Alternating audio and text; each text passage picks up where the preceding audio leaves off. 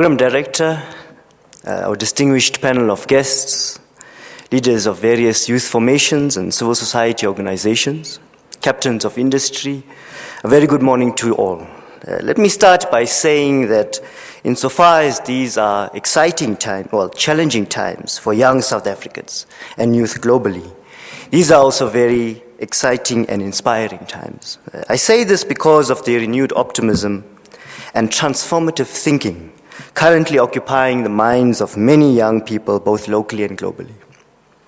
Young South Africans in particular are dispelling notions of entitlement and dependency by claiming their responsibilities and opportunities as active partners in their own development. Let me tell you the story of Mr. Thulani Madondo, who runs the Kliptown Youth Program and was the only South African to be nominated for the CNN Heroes Award in 2012. Thulani came from humble beginnings. He did not let his deprivation hold him back from service and greatness. Together with other young people from Kliptown in Soweto, Thulani runs a program that offers tutoring, sports, and cultural activities for the youth of his community. For most of the children and youth in Kliptown, this may be the only opportunity they get to participate in developmental after-school activities. Allow me to also share with you today the story of Mr. Monwabisi Msizi, who is 29 years of age and currently part of the NYDA's Youth Build program in the Western Cape in partnership with the Department of Human Settlements. I asked him why he had joined the Youth Build program, and he replied by saying, "I want to set a positive example to the children of Langa where I grew up. Instead of the kids seeing me sitting around on the street corners, gambling and drinking, they can look up to me as a role model, as someone who gives back to his community. I want to learn valuable skills from this program." He said that even though he's unemployed and doesn't have much, this is the legacy he wants to leave behind. These are young South Africans who are proud to serve. They're not inspired by flashy cars and expensive clothes, but rather by service, passion, education, and advocacy. As young South Africans, we should have the courage to think differently, act positively, and challenge the status quo. The challenges of youth unemployment, poverty alleviation, and social integration can only be addressed if we change our attitudes, if we inculcate a culture of youth service, and take ownership of our country and future. The 1st of April 2013 ushered a new era for the NYDA with a new leadership and a new vision to restore credibility and improve the agency's capabilities in coordinating, mainstreaming, and facilitating youth development in the country.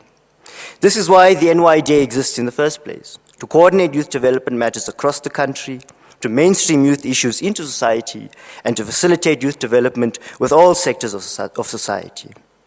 The NYDA does not exist to lead youth development in the country. This is the role of young people themselves.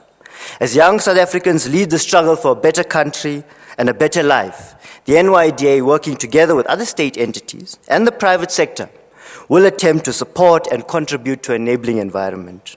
The new leadership of the NYDA has acknowledged that we need to change the present and build a future for youth development in the country. This can only be done working together with all sectors of society and young South Africans playing a leadership role in their own development. Change cannot and will not happen overnight. That being said, much has been achieved in the last 3 months, and certain media reports that the new leadership of the NYDA has not kept to its promises are quite far from the truth. Considerable progress has been made to reposition the NYDA with a focus on education and skills development, resulting in a new strategy being formulated. The new strategy focuses on 5 key areas of youth development, with education and skills development being at the core, complemented by efforts at economic participation, health and well-being, policy and research, governance and administration. Across each of these areas are a number of flagship programs to be rolled out during the course of the year.